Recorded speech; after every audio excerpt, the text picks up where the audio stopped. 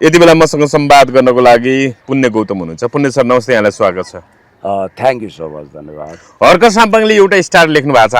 आज धरानको smart bus पार्कको उद्घाटन भएको छ हैन। कार्यवाहक मेयर ऐन्द्र विक्रम बेगाले उद्घाटन गर्नुभएको छ। हर्क साम्पाङले एउटा स्ट्याटस के लेख्नु भएको छ भने उहाँ फेरि अहिले दार्चुलाको पुल उद्घाटन गर्न यही हैन असार 16 गते दार्चुलाको काठे दुमलिङमा जो श्रमशक्ति पार्टीको आह्वानमा अथवा संवाददाताहरूले बनाएको थियो त्यो पुल उद्घाटन गर्न जानुभएको छ।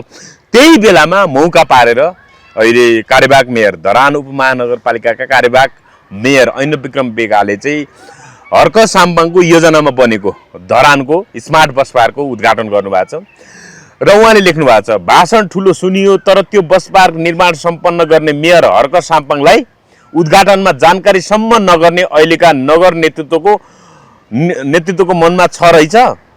गरी मैले ल्याइदिएको केन्द्रको बजेटमा हर्क साम्पाङको हात छैन भन्छ, मूल्याङ्कन गर्नेछन् जनताले भनेर भन्नुभएको छ उहाँले। अर्को लामो स्ट्याटस पनि के लेख्नु भएको छ भने विभिन्न कालखण्डमा धरान स्मार्ट बस पार्क निर्माणका लागि बजेट पारिदिने पूर्व प्रधानमन्त्री शेरबहादुर देउवा, पूर्व प्रधानमन्त्री केपी ओली, पूर्व प्रधानमन्त्री पुष्पकमल दाहाल प्रचण्ड, वर्तमान प्रधानमन्त्री बालेन्द्र शाह, वर्तमान मन्त्रीहरू, पूर्व योजना आयोगका उपाध्यक्षहरू, सङ्घका कर्मचारीहरू, पूर्व मेयर मनोज मेनेङ्बो, पूर्व मेयर स्वर्गीय तारा सुब्बा, पूर्व कार्यवाहक मेयर मन्जु भण्डारी, पूर्व मेयर तिलक राई, धरानका कर्मचारी सबैलाई आफ्नो कार्यकालमा सहयोग गर्नुभएकोमा धन्यवाद। र त्यो मेयर हर्क साम्पाङ जसले निर्माण सम्पन्न गर्यो त्यो मेयर हर्क साम्पाङलाई उद्घाटनमा जानकारी समेत नगराउने र नाम समेत लिन नचाहने, नरिवल फोडेर उद्घाटन गर्ने बेला बेला टिकटक र फेसबुकमा मैले गरेको भन्दै आउने स्थानीय चुनावमा टार्गेट बनाएर प्रचार मात्रै गर्ने अहिलेका वर्तमान कार्यवाहक मेयरलाई पनि धेरै धेरै धन्यवाद भनेर लेख्नु भएको छ। पुण्य सर, यसको जवाफ दिनुभन्दा अगाडि तपाईँ फेरि ड्रेसमै आउनु भएको छ। विश्वकप वर्ल्ड कप लागिरहेछ तपाईँलाई असाध्यै। अब यो चाहिँ पूरक प्रश्न, भैँसी किन्दा पाडो उपहार जस्तो प्रश्न हो। अब यो जमानामा म्यान्चेस्टर युनाइटेडको जर्सी होला। म 63 तपाईँ कुन देशको फ्यान हो यो हेर्दाखेरि त? म त अर्जेन्टिनाको, ब्राजिल पनि मलाई मनपर्छ। अर्जेन्टिना वा ब्राजिल। यो ड्रेस कुन देशको भन्नु त? फेरि यो म्यान्चेस्टर युनाइटेडको होला, यो क्लबको जर्सी होला पहिला। अहिले त चेन्ज भयो म्यान्चेस्टर युनाइटेडको। यो 63 सालमै किने हो। म्यान्चेस्टर युनाइटेडले त प्रतिनिधित्व गरेको छैन विश्वकपमा। म डायट फ्यान हो फुटबलको। त्यो भएको हुनाले अब छोडिदिउँ यो प्रसङ्ग, सहायक प्रसङ्ग हो। अब मूल प्रसङ्ग तपाईँ यो अहिलेको फुटबल विश्वकप भइरहेको छ वर्ल्ड कपमा चाहिँ कुन देशको समर्थक हो तपाईँ? कुन देशको वर्ल्ड कप जितोस् भन्ने चाहना, शुभेच्छा हो तपाईँको? लियोनल मेसीले अर्जेन्टिनालाई जितोस् भन्ने। अनि ड्रेस चाहिँ अर्को लगाएर हिँड्नु भएको छ तपाईँ? ठिक छ, तर अब यो ड्रेस चाहिँ के सङ्केत गर्छ भने पुण्य गौतम चिनिया महामहिम राष्ट्रपति सी जिनपिङ वा डोनाल्ड ट्रम्प जस्तै फुटबलको डायट फ्यान हो भन्ने कुरोको प्रतीक हो यो ड्रेस। अब मूल विषयवस्तु हो, धरानमा आज स्मार्ट बस पार्कको उद्घाटन गर्नुभयो, तर हर्क साम्पाङ जसको योजनामा त्यो स्मार्ट बस पार्क भनौँ उहाँलाई निमन्त्रणाको पत्र समेत पठाइएन। उहाँ फेरि यति बेला दार्चुला दुमलिङमा पुल उद्घाटन गर्न जानुभएको छ। के भन्नुहुन्छ पुण्य सर? यसलाई भनिन्छ इतिहासप्रतिको घोर कृतज्ञता, बेइमानी। हिँड्दैछ पाइला मेट्दैछ शैलीको राजनीतिक बेइमानी। जसले स्मार्ट बस पार्कको सपना देख्यो, जसले स्मार्ट बस पार्क बनाउनको लागि योगदान गर्यो, त्यसलाई चिन्न अस्वीकार गर्नु, निम्तो नदिनु, उसको योगदानहरूलाई हिँड्दैछ पाइलो मेट्दैछ शैलीमा मेटाउनु, स्मृतिका पदचिन्हहरूलाई नामेट बनाउनु भनेको एक प्रकारको पोलिटिकल क्राइम हो। र यही काम अहिले धरानमा हुँदै रहेछ। दुःखका साथ भन्नुपर्छ, मेरो चिन्जानको कार्यवाहक मेयर, कार्यवाहक पनि हर्क साम्पाङले राजीनामा दिएको हुनाले बन्न पाउनु हो, नत्र उहाँ चाहिँ उपमेयरै हो। उपमेयरको काम कर्तव्य अधिकार कति हुन्छ तपाईँलाई थाहा छ। अहिले त कार्यकारिणी बन्नुभएको छ, तर दुनियाँलाई थाहा छ, इतिहास साक्षी र गवाही छ, हर्क साम्पाङले सुविधा सम्पन्न स्मार्ट बस पार्क धरानमा होस् भनेर कति पापड बेल्नु भएको थियो, कति सङ्घर्ष गर्नुभएको थियो। होइन, आज पूर्व प्रधानमन्त्रीहरू, सबै मन्त्रीहरूलाई, योजना आयोगको उपाध्यक्षहरूलाई, कर्मचारीहरू सबैलाई उहाँले त कृतज्ञता दिनुभएको छ। उहाँले सबको नाम अहिलेको ऐन्द्र विक्रम बेगा कार्यवाहक मेयरलाई समेत उहाँले धन्यवाद दिनुभएको छ। तर कार्यवाहक मेयरले चाहिँ आज सञ्चारकर्मीहरूसँग एक ढङ्गले प्रश्नोत्तर गर्दाखेरि उहाँहरूको जवाब दिँदाखेरि, प्रश्नमा जवाब दिँदाखेरि अब हर्क साम्पाङको नाम लिन चाहनु भएन। चिडचिडाट छ उहाँलाई। हर्क साम्पाङ भन्ने नाम चाहिँ इतिहासको रेकर्डबाट मेटियोस् भन्ने एउटा कुख्यात चाहना रहेछ उपमेयरको। म तपाईँलाई भन्छु, हर्क साम्पाङ इतिहासप्रति कृतज्ञ हुनुभयो, आभारी हुनुभयो। त्यो भएको हुनाले आफ्नो पोलिटिकल अपोनेन्टहरू, आफूलाई मन नपर्ने राजनीतिक विचारधारा, राजनीतिक पार्टीका भएका व्यक्तिहरूलाई हो। पदाधिकारीहरू सत्तासीनहरूलाई मन्त्री प्रधानमन्त्री मेयरहरूलाई पनि उहाँले सम्झिनुभयो जस्तो कि पूर्व प्रधानमन्त्री केपी शर्मा ओलीज्यू शेरबहादुर देउवा प्रचण्डजी हो। माधव कुमार नेपाल होस् वा हो। पूर्व मेयर मनोज म्याङ्बो होस् हो। चाहे तारा सुब्बा होस् हो। चाहे तिलक राई होस् तिलक मन्जु राई भण्डारी होस् है मन्जु भण्डारी सबैको नाम उहाँले लिनुभयो हो। तर कार्यवाहक मेयरको कुर्सीमा ढसबस बस्नुभएका आइन्द्राजीलाई सायद पीडा यही होला कि उहाँलाई त्यतिखेर लन्डन जाँदा हर्क साम्पाङज्यू लन्डन जाँदा कार्यवाहक मेयरको कुर्सी दिएन भन्ने ठुलो इख होला त्यही इखको कारण उहाँले काम गर्नुभयो तर याद गर्नु होला आज उद्घाटन भइरहेको स्मार्ट बस पार्कमा हर्क साम्पाङको स्मृति इटा इटामा खोपिएको छ हरेक धरानेलाई थाहा छ हरेक मान्छे साक्षी छन् कि हर्क साम्पाङले त्यसको लागि कत्रो जोखिम मोल्नु भएको छ तपाईँले इतिहास मेटाएर मेटिँदैन तपाईँ आफू अग्लो हुन हर्क साम्पाङको खुट्टा नकाट्नुहोस् तपाईँ आफ्नो योगदानको आधारमा उचाइ लिनुहोस् यति चिकन हार्टेड यति सङ्कीर्ण छातीले तपाईँ ठुलो नेता बन्न सक्नुहुन्न तपाईँ अरूको अस्तित्व स्वीकार्ने इतिहासको सही मूल्याङ्कन गर्ने कुराले मात्रै तपाईँलाई ठिक ठाउँमा पुर्याउन सक्छ तपाईँले याद गर्नुहोस् अहिले पनि तपाईँ निर्वाचित मेयर होइन तपाईँ भइपरि आएको चिट्ठा परेको अवस्थामा कार्यवाहक मेयर भएको हो आफ्नो हैसियत नभुल्नुहोस् तपाईँ आज हुनुहुन्छ भोलि त्यही कुर्सीलाई धोइ पखाली गरेर तपाईँलाई नै बिर्सिने मेयर आयो भने उसले तपाईँको नाम नलिएला फेरि यो पनि ख्याल गर्नुहोस् किनभने कहिले सासूको पालो कहिले बुहारीको पालो यो कुरामा उहाँले ध्यान दिनु पर्यो यो कुरामा ध्यान दिनु पर्यो र उहाँको मन कटक्कै काटिएको चित्त दुखेको कारण के हो भने यत्रो मेहनत गरेँ मैले त्यो स्मार्ट बस पार्क बनाउनको लागि कति ठाउँमा गएँ रोएँ कराएँ बजेटको लागि हो बजेटको लागि हार गुहार गरेँ कुन कुन शक्ति केन्द्रको ढोका ढकढकाइन ककल्ला खबरदारी गरिन ककसको टेलिफोनमा घन्टी बजाइन तर मैले यो सब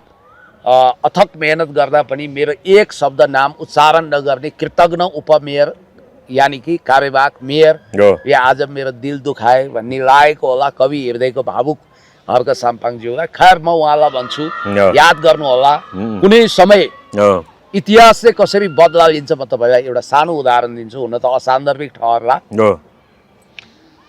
सी जिनपिङ उपराष्ट्रपति हुनुहुन्थ्यो त्यो हैसियतले उहाँ अमेरिकाको भिजिट गर्नुभयो साथमा उहाँको श्रीमती पेङ हुनुहुन्थ्यो गायिका पनि हो उहाँको पहिला डिभोर्स भयो पछि विवाह भयो जानी जानी अमेरिकन अखबार र त्यहाँका मिडियाले के हल्ला गरे भने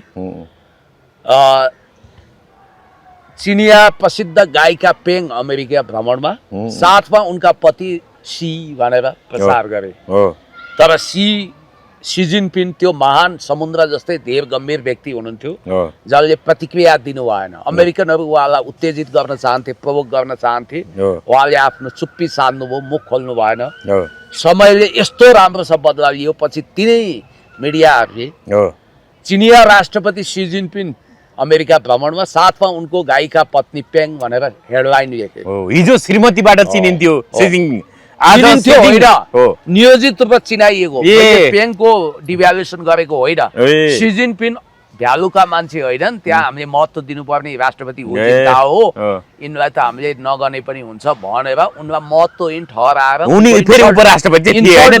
उनलाई डिमोरलाइज गरेको उपराष्ट्रपति हुँदा हुँदै उनीहरूले त्यसरी दुष्प्रचार गरे प्रोपोगन्डा गरे याद गर्नुहोस् हर्क साम्पाङज्यू कुनै समय म सम्माननीय प्रधानमन्त्रीको हैसियतमा एक दिन फेरि अर्को त्यस्तै संरचनाको उद्घाटन गर्नेछु त्यहाँ गएर भन्ने सपना पाल्नुहोस् तपाईँले इख लिनुहोस् शोकलाई शक्तिमा बदल्नुहोस् इखलाई शक्तिमा बदल्नुहोस् हजुर नहुने कुरा केही छैन बालेन शाह प्रधानमन्त्री भइसक्यो तपाईँ त उहाँभन्दा ठुलो ब्रान्ड हो नि तपाईँले दाबी नै गर्नु भएको छ मिडियामा म ठुलो ब्रान्ड भनेर no doubt I have no doubt brand कल्ला भन्ने अब पदकै आधारमा ब्रान्ड भन्ने हो भने त तुलसी गिरी र नगेन्द्र प्रसाद रिजाल ठुला ब्रान्ड हुन्थ्यो होला पुष्पलाल र गणेशमान भन्दा भएनन् नि हर्क साम्पाङले त म प्रधानमन्त्री हुन्छु भनेर मार्टिन लुथर किङले भने चाहिँ I have a dream type लवच टाइपमा गुन्द्रीमा बसेर देश जनता विकास समृद्धिको लागि मेहनत गर्नुभएको छ त्यसकारण उहाँ अफकोर्स जरुर उहाँ ठुलो ब्रान्ड किन हो भने सबभन्दा ठुलो ब्रान्ड चाहिँ जनता हो भगवान रूपी जनता तर जनताले बनाइदिएको ब्रान्ड भने अर्ग्यानिक हुनुपर्छ प्लान्टेड हुनु हुँदैन ब्रान्ड हुनको लागि उहाँसँग एसेन्सियल क्वालिफिकेसन छ। जस्तो उहाँ श्रमजीवी हुनुहुन्छ, हो उहाँ इमान्दार हुनुहुन्छ, देशभक्त हुनुहुन्छ, हिरामा हिरा कोहिनूर हिरा जस्तो 24 क्यारेटको देशभक्त हुनुहुन्छ, देशलाई जोगाउनुपर्छ भन्नुहुन्छ, मानवतावादी हुनुहुन्छ। अब बालन शाह छ, कार्यकारी प्रधानमन्त्रीको पद छ, हो मोरल अथोरिटी हेर्नुहोस्, उहाँ मानवताको डिग्रीबाट हेर्नुहोस्, हो। उहाँको राष्ट्रियताको कोणबाट हेर्नुहोस्। यो देशको त्यो कुख्यात प्रधानमन्त्री जसले यो देशले मिच्दै नमिचेको सीमा पनि कैयौँ ठाउँमा मिचेको छ भनेर झुट बकवास हलाहल कालकुट बिस राष्ट्रियता विरुद्ध ओकल्नु भएको छ। त्यो मानवताहीन, त्यो पत्थर हृदय प्रधानमन्त्री जसले मानवता विरुद्ध बुलडोजर चलाउनु भएको छ सुकुम्बासी बस्तीमा। आज होल्डिङ सेन्टरमा किरा परेको खाना खुवाउँदैछन्। सुदन गुरुङले अमलेटमा काँडा घुसारे भन्ने बाहनामा त्यो मजदुरहरूको रोजगारी छिनिन्छ, अनि त्यसपछि 3 लाख तिराइन्छ, होटललाई 3 लाख तिराइन्छ। यहाँ चाहिँ किरा परेको खाना बाँड्नेलाई गर्नु पर्दैन, कारबाही गर्नु पर्दैन। अनि 60 यो कुरा संसदमा पनि उठ्यो, एकजना सांसदले उठाउनु भएको थियो। हो, 60,000 मजदुरको रोजगारी छिनिएको छ। आज देशमा विकास छैन, समृद्धि छैन, विदेशी अनुदान छैन, भएका योजनाहरू सुचारू छैनन्। दैलेखको दुर्लभ चीनले पेट्रोलियम पदार्थ उत्खनन गर्न अरबौं रुपियाँ लगानी गर्दैछ, त्यो ठप्प छ। उतापट्टि झापाको कमल गाउँ विकास समितिमा 2200 बिघा जमिन असरल्ल छ, 500 वटा उद्योग बनाउने कुरो सपनामै सीमित भएको छ। आज अल्गोरिजमको आधारमा केही मान्छे पक्राउ गरेको आधारमा मक्ख छन्। त्यही भएर हर्क साम्पाङले असहमति जनाउँदै प्रधानमन्त्रीको सचिवालय हो कि पक्राउ पूर्जी जारी गर्ने निकाय हो भन्नुभएको छ। हो, प्रधानमन्त्री कार्यालय कहिलेदेखि प्रधानमन्त्री कार्यालयले कहिलेदेखि प्रहरीको काम गर्न थाल्यो, पक्राउको काम गर्न थाल्यो भन्नुभएको थियो उहाँले। प्रधानमन्त्री कार्यालयले त अब हेर्नुहोस् अहिले अर्को निर्लज्जता, अब दर्जनौं मान्छेलाई सचिव सरह विशिष्ट श्रेणी पद सृजना गरेर त्यतिकै संख्यामा गाडी दिने, पिए दिने, सुविधा दिने। हैन, यो सरकारले मन्त्रालय चाहिँ घटायो, मन्त्रालय चाहिँ 17 वटा बनायो, तर एउटै मन्त्रालयले 9 वटा सचिवालय सदस्य समेत 9 जनासम्मको सचिवालय राख्न पाउने व्यवस्था गर्यो। यो काहीँ नभएको जात्रा हाँडी गाउँमा होइन, यो के विचित्र कुरा हो। यस्तो काहीँ हुन्छ। त्यसकारण अझ अर्को अचम्मको अनौठो कुरा के भने एकाथरीलाई चाहिँ अब आरोप पुष्टि भएको छैन, कराप ज्याप बनाएर जेल हिरासत लगिएको छ। अब अरू चाहिँ जिपिएस लगाएर चाहिँ गम्भीर अपराधमा मुछिएका 60% कैद भुक्तान गरेकालाई जिपिएस लगाएर छोड्ने रे। यो के भने सरकारले त्यो निर्णय गर्दैछ अरे। यसै त अपराधीहरू पुरा कैद भुक्तान गरेर बाहिर नआउँदा, जेनजी मोमेन्टमा जेल तोडेर आउँदा यत्रो हिंसा र अपराधका घटना घटेका छन्। जिपिएस लगाएर उसको लोकेसन ट्र्याक गरे पनि अपराध गर्ने कुरोमा त तपाईँले रोक्न सक्नुहुन्न। त्यसकारण अपराधलाई संस्थागत गर्न यदि बालन शाहले यो निर्णय गर्छ भने इतिहासकै सर्वाधिक ठुलो भुल गर्दैछ। नेपाललाई अपराधको कारखाना बनाउँदैछ। यस्तो भुल किमार्थ नगरियोस्, यसलाई अदालतले पनि सदर गर्नु हुँदैन, क्याबिनेटले डिसिजन गर्यो भने। र याद गर्नु होला, बालन शाहको नजरमा रासोपावालाहरू उनको गुटको मान्छे बाहेक सबै सेकेन्ड र थर्ड ग्रेडका राणाहरूले एबिसी क्लासमा राणाहरूलाई सूचीकृत गरेका थिए नि। तपाईँ हामी त बी र सी क्लासका नागरिक भयौँ के। ए क्लासको नागरिक हुने योग्यता भने सिंहदरबार जलाउनु पर्यो, बिआइसिसी जलाउनु पर्यो, भत्काउनु पर्यो, रासोपाको कार्ड होल्डर हुनु पर्यो, मिडियामा पनि बालनका पालन मिडिया हुनु पर्यो, रविका गोदीका मिडिया हुनु पर्यो। होइन भने अरू मिडियालाई त ढिम्किन पनि दिएको छैनन्। कडा से कडा कानुन ल्याएर यिनीहरू ढाड सेक्दैछन्। अझ सोसियल मिडिया, युट्युब लगायतका, फेसबुक लगायतका मिडियामा सरकारले गरेको घातक अपनाएको घातक नीति त सही नसक्नु छ। एक त प्रेस काउन्सिलमा किन दर्ता हुनुपर्ने यसको स्पष्ट जवाब छैन, बेकार हो त्यो। जिमेलमा दर्ता भएपछि पुग्यो। दोस्रो, म जस्तो मान्छे प्रधानमन्त्री वा सञ्चार मन्त्री हुने हो भने म आज तपाईँको यो काला क्यामेरामा रेकर्ड गरेर भन्न चाहन्छु, 1 रुपियाँ पनि ट्याक्स सञ्चारकर्मीसँग लिनु हुँदैन। होइन, यो सरकारले त जस्तो हाम्रो आम्दानी जस्तो फेसबुक युट्युबबाट आएको आम्दानीको 5% पनि लिन्छ। फेरि हामीले कम्पनी दर्ता गर्दाखेरि अनि अब होइन त्यहाँ पनि कर तिरेर हुन्छ, रिन्यू गर्दाखेरि होइन सूचना विभागमा पनि कर तिरेर हुन्छ। तपाईँले यो 5% ट्याक्स भरे बापत तपाईँलाई लोक कल्याणकारी विज्ञापन केही पनि आउँदैन। अनि तपाईँलाई एबिसी जसरी पत्रिकाहरूलाई वर्गीकृत गर्छ त्यसै गरी वर्गीकृत गरेर तपाईँलाई यसले उ दियो, केही पनि दिएको छैन, रात दियो। अर्थात् रकम दियो दिएन तपाईसँग यिनी मात्रै। अनि अर्को कुरो यो युनिभर्सल प्याकेज हो तपाईँले यो जिमेल अकाउन्ट प्राप्त गर्नु भने त्यो आधारमा तपाईँको युट्युब चलेको छ। थोरै तपाईँलाई नेपाल सरकारले दर्ता गरे हो यो त युट्युबको हेडक्वार्टर्सले तपाईँलाई अनुमति दिएको छ, उसकै रुल तपाईँ फलो गर्नुहुन्छ। नेपाल सरकारले कोड अफ कन्डक्ट जारी गरेर त्यो मान्नुहुन्छ तपाईँ। त्यसकारण हो नेपालको प्रचलित ऐन नियम कानुन अनुसार चल्नुपर्छ। म एउटा भिडियो हेर्दै थिएँ, तपाईँलाई आफ्नो श्रीमान बुढा भन्छन् क्यारे अहिले जहाँ पनि श्रीमान आफ्नो पति अर्थात् बुढा मनपर्छ कि यो मान्छे भनेर पनि सोधिरहेको थिएँ। त्यस्ता मिडियालाई बोलाएर स्पष्टीकरण दिनुहोस्, कारवाही गर्नुहोस्। यो काहीँ यस्तो फाल्तु बेकुफ प्रश्न सोधिन्छ? योभन्दा ठुलो बेवकुफी केही हुन्छ? उसको श्रीमान मनपर्छ कि श्रीमतीलाई अर्को केटा? यो कस्तो तपाईँको नाटकीय पारिवारिक विभाजन ल्याउन खोजे। अनि विभाजन मात्रै होइन, यो त अपराध हो नि त।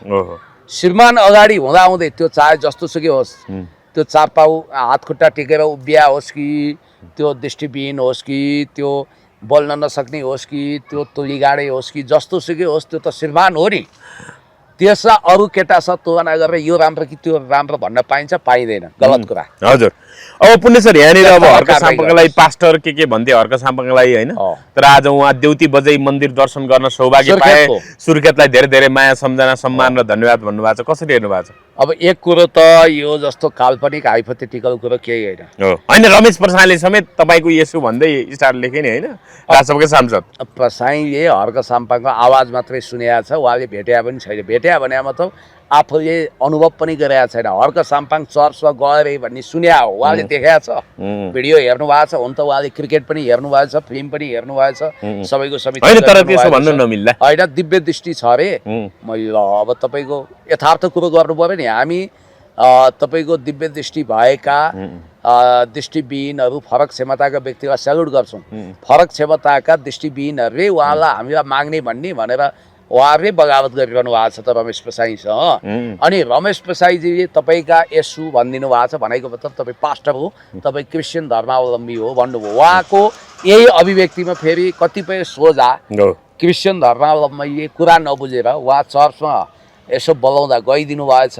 तपाईँ त राष्ट्रिय पास्टर हो भनेर फर्काइदिनु हो। अब उहाँले चाहिँ त्यहाँ प्रतिकार गर्नुभएको छ। अब उहाँ पशुपतिनाथ जाँदा, बुढा सुब्बा जाँदा, दन्तकाली जाँदा, बुढा नीलकण्ठ जाँदा, देउती बजेको मन्दिरमा जाँदा उहाँ पास्टरै भइराख्नु पर्ने होइन। उहाँलाई वैदिक सनातनी मान्ने नहुने। उहाँ त वैदिक सनातनी अन्तर्गत किराँत, बोन, जैन आदि इत्यादि प्रकृति पूजक, हिन्दू, सिख, क्रिस्चियन, मुस्लिम मध्ये उहाँ प्रकृति पूजक, बुद्ध मार्गी, किराँत धर्मावलम्बी हुनुहुन्छ, यसमा कुनै डाउट नै छैन।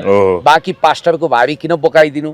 यदि कोही मान्छे हृदयदेखि क्रिस्चियन हुन्छ भने पनि ऊ मानवता विरोधी अपराधी होइन। यहाँ ठाडो टिका लगाएर जय शम्भु भन्दै विषाक्त तरकारी फलफुल बेच्ने, ज्यान मार्ने, काट्ने, कुट्ने, हिंसा गर्ने मान्छे चाहिँ महान हुने। तर फरक धर्मको यदि उसले पैसामा आत्मा बेचेको छैन, युरो डलर भारूमा आफ्नो धार्मिक आस्था बेचेको छैन भने उसलाई किन छिचिदुरदुर गर्नुपर्ने, किन घृणा गर्नुपर्ने?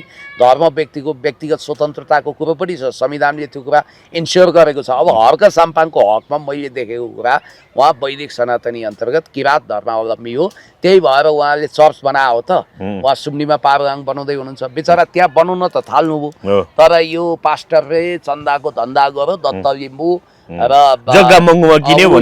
के अरे समीरसँग मिलेर 5 लाख 10 लाख पर्नेलाई 40-50 लाखको अधिमूल्याङ्कन गराएर मोटो रकम कमिसन लिएर विदेशी ब्याङ्क एकाउन्टमा पैसा हाल्यो भनेर झुटो प्रचार अफवाह गरिरहेछन्।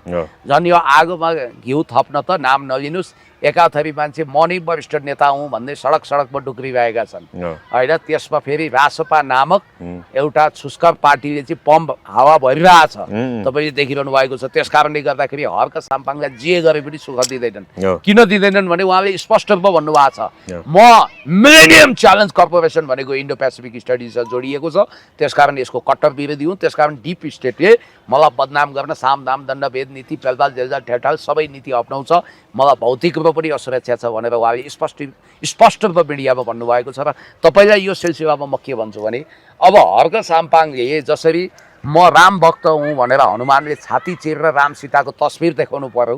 त्यसै गरी हर्क साम्पाङले अब अरू कतिवटा अग्नि परीक्षा दिनुपर्ने होला आफू क्रिस्चियन नभएको कुरा साबित गर्न। उहाँलाई जुनीभरि यो आरोपले नछोड्ने भयो, भूतले सताए जस्तो। म पुण्य गौतम तपाईँहरूको वर्षौँदेखिको दाई मित्र, तपाईँलाई राम्रोसँग के थाहा छ भने पुण्य गौतमले रक्सी जाँड खाएको कुरो प्रमाणित हुनु र पश्चिमबाट घाम उदाउनु वा खिर्राको बोटमा जाइफल फल्नु एकै हो भन्ने तपाईँलाई नि थाहा छ। तपाईँहरूले नाना नौरङका कुसुलीहरूले म विरुद्ध जाँड रक्सी चुरोट बिडी खैली सुपारी पान गाजा भाङ केही नखाएको म विरुद्ध एक थोपो रक्सी खाएको मात्रै प्रमाण जुटाउन 1 लाखसम्म खर्च गर्दा पनि असफल भएको डेटा तपाईँसँगै छ भने म जस्तो मान्छेलाई त नक्कली जडिया बनाइसके कमेन्टको आधारमा भने उहाँ त हर्क साम्पाङ एकचोटि दुईचोटि चर्च पनि पुग्नु होला। याद गर्नु होला, यो पापले तपाईँहरूलाई पोल्नेछ। केही सिप नलाएपछि सेतै फुलेका पापी बुढाले भ्रष्टाचारको मुद्दा खेपेका नर्क खसौला बुढा यसो भन्नुपर्ने हो। पापको घडा भरिँदै नर्क खसौला, झुटको पुलिन्दा बोकेर नहिँड्नु। 18,000 होइन 20,000 र ब्लक गरे पनि झुट कुरा झुट नै साबित हुन्छ। तपाईँले ग्रिन टी खाएको बेलामा पनि बियर देख्नुभयो। आफ्नो मुद्दा भ्रष्टाचारको मुद्दा सर्वोच्चमा के छ नागरिकलाई जानकारी दिनु छैन। क्युआर क्युआर क्युआर भनेको छ, बदनाम गरेको छ। अब उहाँको तुलना भने त अहिले सडकमा हर्क साम्पाङ मुर्दाबाद भन्दै हिँड्ने एकजना महानुभावसँग गर्न थालिएको छ। नाम नलिनु होला। हजुर, अब पुण्य सर राष्ट्रसभाको महाधिवेशन बारे कुराकानी गरौँ। राष्ट्रसभाको महाधिवेशन 7, 8 र 9 गते पूर्व निर्धारित कार्यक्रम चाहिँ 3 दिनको लागि थियो, तर हिजो 12 गते 6 दिनसम्म चल्यो। फेरि त्यहाँ महामन्त्रीमा चाहिँ अलिकति रस्साकस्सी पनि पर्यो। मनिष झा पराजित भए, विपिन कुमार आचार्यले जिते, लुम्बिनी प्रदेशको प्रदेश सभापति पनि भएका थिए। फेरि यी राष्ट्रसभाहरू प्रदेश सभा हामीले चाहिँदैन, विपिन कुमार आचार्य हो, विपिन कुमार आचार्य। फेरि राष्ट्रसभाले 2019 सालमा प्रदेश सभाको चुनावमा भाग पनि लिएन। हामी प्रदेश सभा हामीलाई प्रदेश सभा मान्ने छैन, प्रदेश सभा खारेज गर्छौँ भनेर पनि ल्याएछन्। फेरि प्रदेशमा फेरि कमिटी चाहिँ गठन गरेका छन्। लुम्बिनी प्रदेशको सभापति भएर काम गरेका हुन् विपिन कुमार आचार्य। अहिले राष्ट्रसभाको महामन्त्री बनाएका छन्। पार्टी सभापतिमा रवि लामिछाने सर्वसम्मत भए। उपसभापतिमा पनि डाक्टर स्वर्णिम वाग्ले अब एकपछि अर्को गर्दै उम्मेदवारी फिरेपछि कोही पनि सबैले अब भनौँ ब्याक हटेपछि उपसभापति पनि डाक्टर स्वर्णिम वाग्ले सर्वसम्मत भए। बाँकी अर्को उपसभापतिमा महिला उपसभापतिमा अब डाक्टर तोसेमा कार्की र सुविता गौतमको भिडन्त हुँदाखेरि सुविता गौतमको विजय भयो। के छ पुण्य सर अब भनौँ न यिनीहरूले महाधिवेशन पनि 6 दिन लगाएर गरे। अर्को कुरा महामन्त्रीमा विपिन कुमार आचार्यलाई रवि लामिछाने ल्याउनुको पछाडि के हुनसक्छ? अब मैले राष्ट्रसभाको महाधिवेशनको बारेमा जुन पूर्व अनुमान लगाएको थिएँ टेक्निकली एकाध कुरा तलमाथि भए पनि बालेनको पछिबाट फेरि असिम शाह महामन्त्री छन् म भन्दैछु। एकाध कुरा तलमाथि भए पनि टालाटुली बाटुली तरिकाले रवि गुट र बालेन गुटलाई डिप स्टेटले मिलाइदिएर सिंहदरबार जलाउने, बिआइसिसी अर्थात् संसद भवन जलाउने, बालटार जलाउने, सर्वोच्च जलाउने, भाटभटिनी जलाउने, देशलाई क्षति पुर्याउने, देशको सूचना खबरलाल बनेर विदेशी शक्ति केन्द्रमा पुर्याउने, विदेशीहरूको पिआर र नागरिकता लिएका रहस्यमय मानिसहरू रवि र बालेनको चरण वन्दना गर्नेहरूकै एउटा संयुक्त मोर्चाको रूपमा टालाटुली बाटुली टाइपले जोडजाड गरेर रासोपा नामक रवि र बालेनको फ्यान क्लबलाई पार्टी भनिनेछ र त्यो पार्टीको महाधिवेशनको नाटक हुनेछ र टीका लगाएरै लगभग नेतृत्व चयन गरिनेछ भनेर जुन मैले पूर्व अनुमान गरेका थिएँ। रवि र बालेनको ग्याङ गिरोहको संयुक्त मोर्चा बनाइनेछ, तर त्यो छिट्टै नै भ्वाङ पर्नेछ भनेर जुन फेरि पनि भविष्यमा मैले परिकल्पना गरेका छु त्यो फरक जाँदैन र उनीहरूले जे गर्नु पर्थ्यो त्यो गरे। जहाँसम्म विपिन कुमार आचार्यलाई मैले चिनेको कुरा छ मेरो इम्प्रेसनको, त्यो ग्यालेक्सी 4K टेलिभिजनको उद्घाटन हुँदा म पनि निम्तारु थिएँ। मैले आफ्नै आँखाले जीवनमा पहिलोचोटि, अन्तिमचोटि चाहिँ नभनौँ किनभने जीवी राई जीवित हुन सक्छन् भन्ने बेनिफिट अफ डाउट लिउँ, पहिलोचोटि मैले त्यहीँ देखेको जीवी राईलाई। रवि लामिछानेले देउता बनाइरहेको थिए, जीवीले पनि रविलाई हामी यति धेरै सुविधा दिन्छौँ भनेर फर्काइरहेको थिएँ। त्यहीँ मैले रमेश पसाईको छेउमा देखाएको थिएँ एकजना हसमुख व्यक्तित्व। मलाई तपाईँको फ्यान हुँ पनि भन्थे त्यतिखेर, तपाईँको इन्टरभ्यू हेरेर म एकदम पुलकित हुन्छु भन्थे। रवि लामिछानेसँग र उनीसँग उभिएर फोटो पनि खिचियो। महानायक राजेश हमालको छेउमा यिनी फोटो खिच्न गएको, महानायक राजेश हमाल हिँडिदिनु भयो। विपिनले त्यतिखेर महानायकसँग फोटो खिच्न पाउनु भएन, बरु मेरो एउटा भिडियो पनि आएछ त्यतिखेर ओहो हो त्यो बेलामा झालाकझुलुक चिनेको त्यही बेलामा नाम सुने 3 दिनमा भुलिहालेँ हो पछि यो युट्युबतिर ट्याउ ट्याउ गर्ने अझ ढोल बजाएर रासपाको सांसदै हुन्छु भनेर हिँडेको एकजना यो क्युआर भन्न मिल्ने होइन यो घाँटी लामो गरेको महानुभावले ढोल पिट्दा ढिन्डोरा पिट्दा बिपिन आचार्य भन्ने मान्छे पनि उम्मेदवार रहेछन् भनेर मैले त्यो बेला अलिक नजिकबाट नोटिस गरेँ पछि भारत भ्रमण गएपछि यिनको प्रोफाइल केलाएँ ए बाबा रवि लामिछानेले दीपक बोहरालाई छाया सरह छोड्दैनन् यो बुझिएकै कुरा हो किनभने उनी पिए थिए रविका भित्री कारोबारका आन्तरिक खजान्जी पनि उनी हुन् र रविको हो के चाहिए में गुट जो कहिले ग्यालेक्सी टिभीमा बन्यो कहिले न्युज 24 मा बन्यो त्यो छोड्दैन भन्ने मलाई थाहा थियो तर विपिन आचार्यको बारेमा मलाई कम सूचना थियो कि 2041 सालमा जन्मिए 43 सालमा जन्मिएका रे अब त्यो हिसाबले मभन्दा 10 वर्ष भाइ पनि रहेछन् अब पढाइ लेखाइ ठिकै यसो टाकन टुकन एड एजेन्सीमा काम गर्ने रहेछन् राजनीतिक नलेज पनि छैन अब गुरु नै हावादारी छन् फुङ्गा छन् राजनीतिक नलेज जिरो भएको राजनीतिक कलाकार छन् भने चेला त्यही अनुसार हुने नि भए हैन मनी जाको असन्तुष्टि पनि रह्यो म सबै कुरोको बेली विस्तार लगाउँछु तपाईले हतार गर्नु हो मेरो गाडी अहिले 120 मा दौडिदैन एक्सप्रेस गाडी हो तर म एक्सिलेटर क्लच ब्रेक ठीक ठाउँमा राख्छु 70 75 मै गइरहेछ म बिस्तारै जान्छु तपाई अहिले हेटौडा पुग्न खोज्नु हो म चाहिँ भर्खर मुङ्गेन पुगे के बिस्तारै जानुपर्छ यात्रामा सकुशल पुग्नु पर्छ दुर्घटना गराउनु हुँदैन एक्सप्रेस गाडीलाई अब तपाईलाई म के भन्छु भने अब विपिन आचार्यलाई सायद भारतीयहरूले पनि महामन्त्रीमा देख्न चाहेका हुँदा हुन् इन्डिया पनि भिजिट गराए इन्डिया सम्बन्ध विस्तार गरे होला दोस्रो रविजीको आन्तरिक सूचना जोसँग छ खातापाता जोसँग छ त्यसले खबरदार मलाई ल्याइनस् भने यो हुन सक्छ भन्दिन पनि सक्छ त्यसकारण विपिनलाई ल्याउनु उनको आवश्यकता जति हो बाध्यता पनि त्यति नै होला रवि लामिछानेको रविजीलाई कमसेकम म बुझ्दछु अर्को साह्रै सानो र छाती हेर्दा त अलि फराकिलै छ कति 42 इन्च जति होला यसो हेर्दा नाप्दा तर वैचारिक छाती चाहिँ साह्रै सानो रहेछ आफूसँग कसैले प्रतिस्पर्धा गर्छ भने त्यसलाई त वेलकम गर्नुपर्छ तपाईँको प्रस्तावक समर्थक छैन भने म जुटाइदिनुपर्छ भन्नुपर्नेमा बिचरा त्यो मधेसको एकजना भाइले म उठ्छु भनेर अटेन्सन सिकर भएर नाम कमाउनको लागि उम्मेदवारी दिन के खोजेका थियो उसलाई त रासपाबाट पत्ता नै काट्दिएछन् जरानी उखल्दिए बास नबज्यो बाँसुरी प्रतिनिधि छ हुन त त्यो पार्टीमा वरिष्ठ नेता हुन पनि प्रतिनिधि नचाहिने रहेछ यो दुनियाँमा भोला कुमार शाह रहेछ भोला कुमार शाह दुनियाँमा बालेन शाह नि पहिलो र अन्तिम उम्मेदवार होला उनको नाउँमा अनेक रेकर्डहरू छ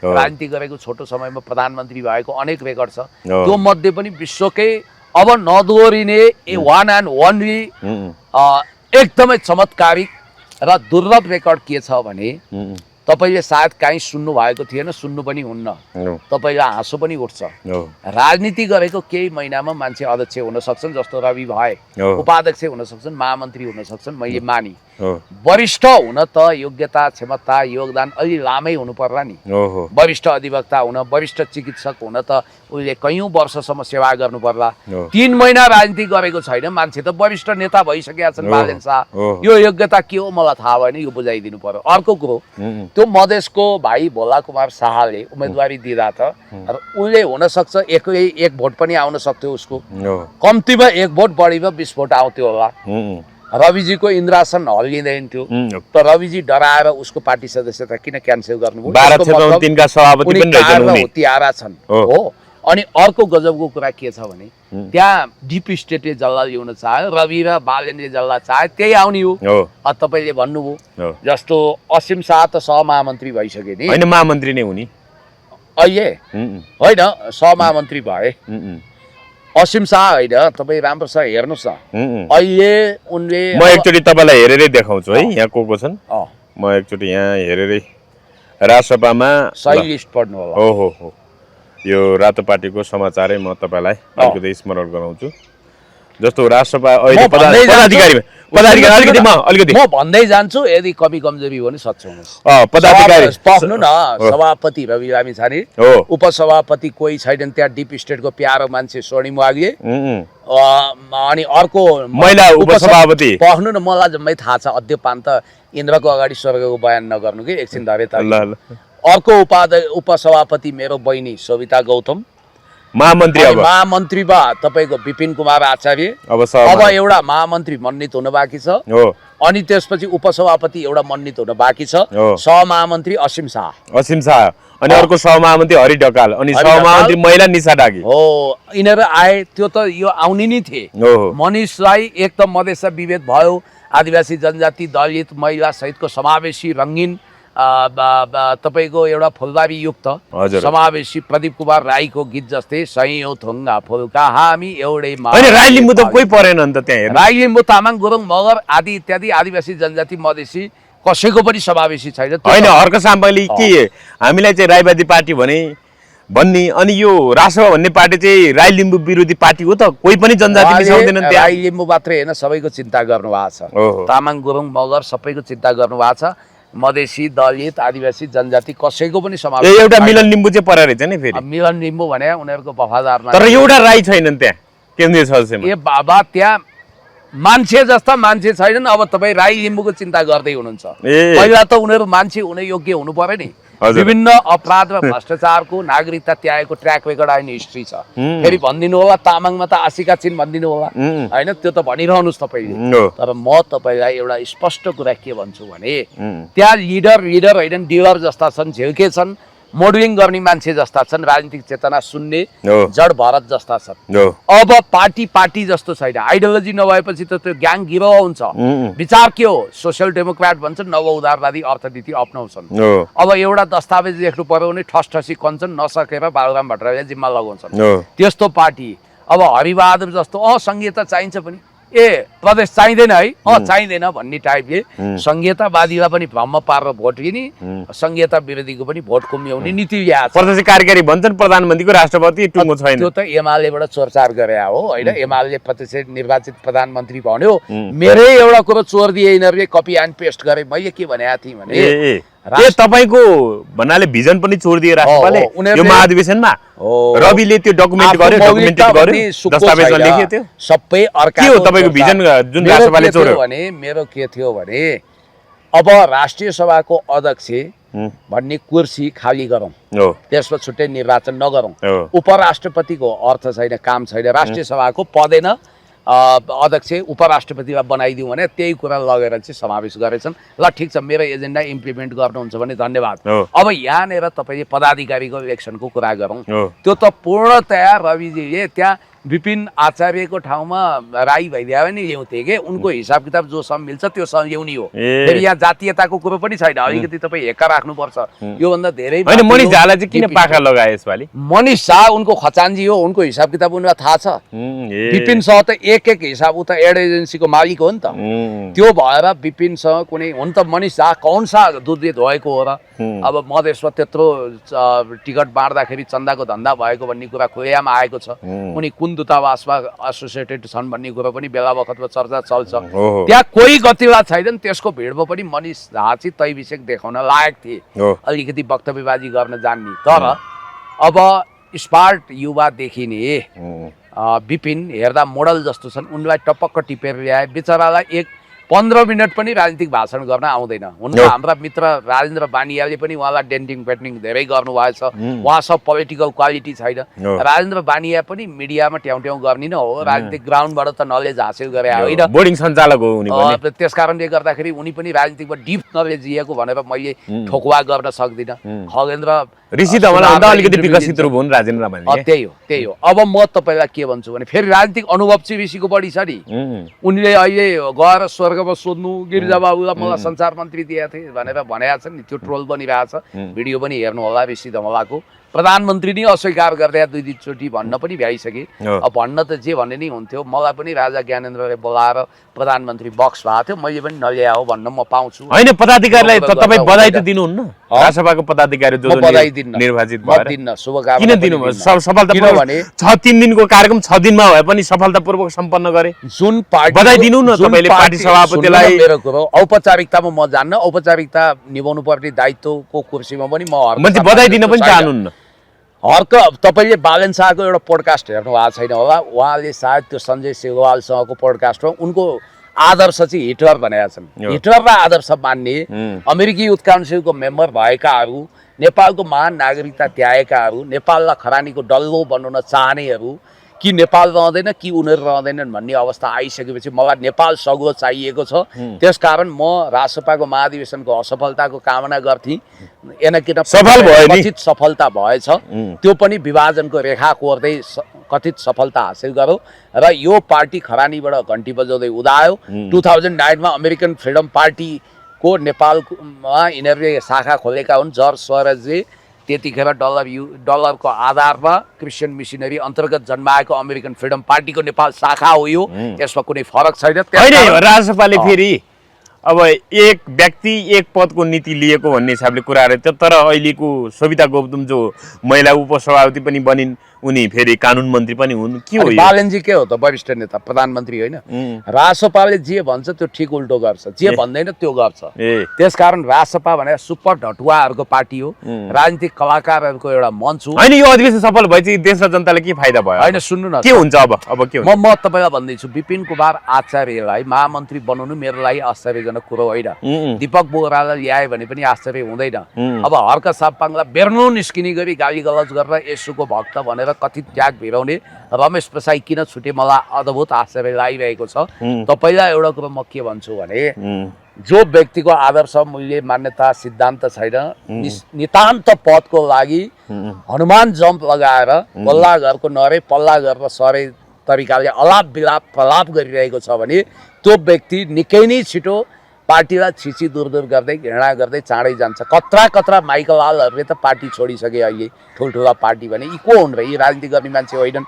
म तपाईँलाई आत्मविश्वासका साथ भन्छु, 6 वर्ष पछाडि मलाई सिंहदरबार वा बालटारमा तपाईँले भेट्दा मैले त्यतिखेर ठोकुवा गरेर टेबल ठटाएर भन्ने छु, देख्नुभयो त जनकजी, यी कोही मान्छे अहिले राजनीतिमा छन्, सब 12औं खेलाडी भइसके, कोही जेलमा छन्, कोही आफ्नो अपराधको कुकर्मको फल भोग्दैछन्, कोही विदेश भागिसके, कोहीले आत्महत्या गरिसके भनेर म भन्न विवश हुनेछु। त्यतिखेर कसैलाई भ्रष्टाचारको केस लाग्छ, कसैलाई क्रिमिनल केस लाग्छ, समाजमा मुख देखाउन लायक हुँदैनन्। अब अन्त्यमा पनि ससुराली जाँदा ज्वाइँ होइन भन्छन्, ससुराले माओली जाँदा मेरो भान्जा हो र अर्कै मान्छे होला भन्छन्। सबैले चिन्न स्वीकार गर्ने अवस्थामा पुग्छन्। राजनीति त्यति निर्दयी पनि हुन्छ, दयालु पनि हुन्छ र यो राजसभाको महाधिवेशनपछि राजसभामा ग्याङ गिरोह सुनिश्चित भयो। बालन शाह राजनीतिक रविभन्दा सफल भए, किनकि उनले आफ्नो 40% गोटी फिट गरे। अब भूपदेव शाह र सुनिल लम्साल दुई मध्ये एउटा होला न? अब तपाईँले देख्नु भएको छ। होइन, ट्राफिक जरिवानाको अहिले चर्को कुरा आइरहेको छ। त्यो भन्नाले त्यो मसौदा जुन भन्नाले त्यो पेश भयो भने, त्यो बिल पेश भयो भने, पेश भएर अब भन्नाले संसदबाट पारित हुने अवस्था आयो भने त तपाईँ हामी त खतरा खतरुक पर्ने भयो। राज्यको एक मात्र उद्देश्य भने जनता होइन, बरु बाइकै लैजाऊ तर तिम्रो जरिवाना तिर्न सक्दैनौ भन्ने स्थितिमा आउने भयो न। तपाईँ भावुक हुनु हो। राज्यको अहिलेको एक मात्र नीति भने जनतामाथि एक्सटोर्सन गर्ने, वैधानिक लुट गर्ने हो। 500 देखि 1 लाखसम्मको राज्यमा अहिले ढुकुटी खाली छ। अब कहाँबाट असल उपर गर्ने होइन, भुलभुलैयामा राख्ने अनि जरिवानाको नाउँमा ट्याक्स असुली हो। नेपाल जस्तो देशमा यस्ता नीतिहरू प्रथम दृष्टिमै खारेज योग्य छ।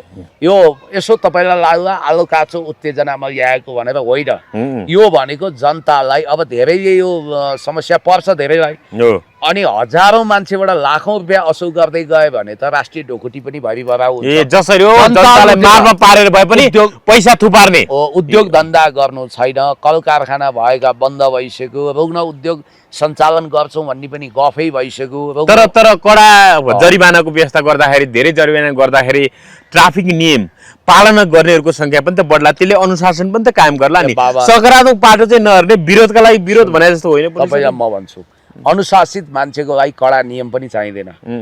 अब हत्याकाण्ड गर्ने, बलात्कार गर्नेलाई वर्षौंसम्म थुनिन्छ, अझ आजीवन कारावास हुन्छ भन्ने मान्छेले बुझ्छन्, तैपनि ती कुकर्म गर्छन्। भारतमा फाँसी नै छ, अमेरिकामा छ, तैपनि त्यहाँ फाँसी योग्य अपराध गर्छन्।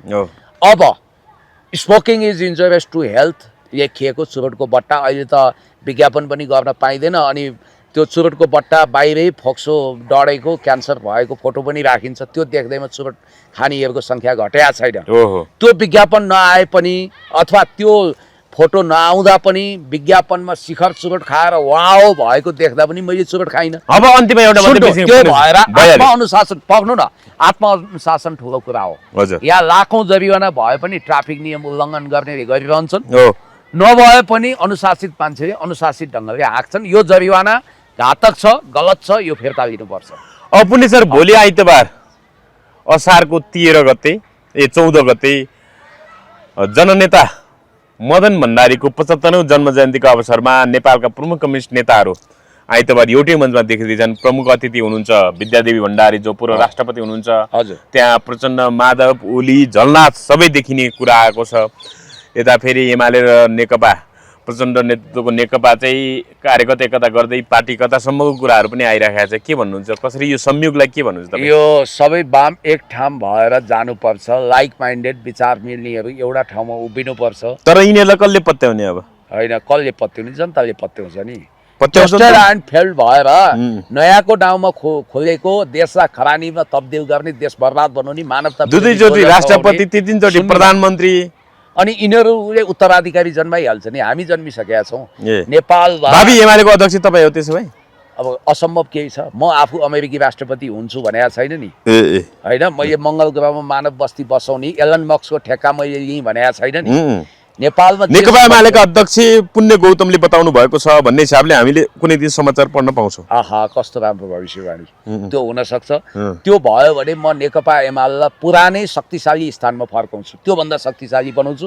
जसरी अटल बिहारी वाजपेयीले 3 सिटमा सीमित भएको बिजेपीलाई प्रकाण्ड बहुमतमा लगे, त्यसै गरी म यो हालत सुधार्छु। किनभने दुनियाँलाई थाहा छ पुण्य गौतमलाई घुससँग सख्त नफरत छ, घृणा छ।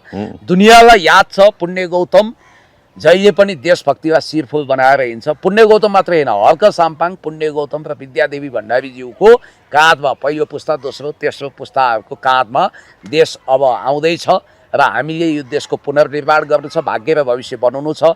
यो देशको Xi Jinping, Lee Kuan Yew, सबै वाम एकै ठाउँ हुन आवश्यक छ। अरे यो त ढिलो भइसक्यो। ए। अब यो अलिकति ढिलो भए पनि राम्रै भयो। अब नेपालका कम्युनिस्टहरू एक ढिक्का हुन्छन्। मित्र राष्ट्र चाइनाले पनि र रसियाले पनि नेपालको भलो चाहने सबै मित्र राष्ट्रहरूले नेपालमा बलियो शक्ति केन्द्र जसले प्रीतिबद्ध चर्काउनको लागि हातमा टिओबीको ट्याटु खोप्नेहरूलाई जेल हाल्न सकोस्, जसले यो देशमा शान्ति, अमन, चयन, विकास र बिना कुनै पूर्वाग्रह, बिना कुनै प्रतिशोध यो देशको विकास गर्न सकोस्। हेर्नुहोस्, जुन देश बदलाएर प्रतिशोधमा गयो नि, त्यो देशले विकास कहीँ गरेका छैन। नेपालीहरू परपीडक छन्, आफू बरु एक छाक खान्छन्, अरू भोको भएको हेर्दा रमाउँछन्। अरूको घर भत्कियोस्, अरू बिग्रियोस्, अरू थुनियोस्, अरू काटियोस्, अरू कुटियोस् भन्ने परपीडक दृष्टिकोण लिनेहरू नै अर्काको घर भत्काएको दृश्य टिभीमा हेर्नुभन्दा लाइभ हेरौँ भनेर काठमाडौँसम्म 1000-2000 खर्च गरेर आए। टिकटै काटेर, बसको टिकटै काटेर आए। त्यसकारण हामी भन्छौँ मानवताको पक्षमा उभिएको, देशको पक्षमा उभिएको, जनताको पक्षमा उभिएको, zero tolerance against crime and corruption, भ्रष्टाचार र अपराध विरुद्ध शून्य सहनशीलताको नीति अपनाएको जननेता मदन भण्डारी अथवा पुष्पलाल वा बिपी वा मनमोहन जस्तै नेट एन्ड क्लिन छवि भएका हामी जस्ता मान्छेले नेपालको भाग्य र भविष्य निर्माण गर्नु भनेर भगवानले विशेष असाइनमेन्ट दिएरै सायद हामीलाई धरतीमा पठाएको होला। हामी नेपाल बनाउँछौँ, ढुक्क हुनुहोस्, हामी नेपाल हाँसेको तपाईँहरूलाई देखाइदिन्छौँ। त्यो त बालेनले पनि भनेको थिए। आमा, बालेनले देश बनाउँछ भने देश त बिगार्न थाले त।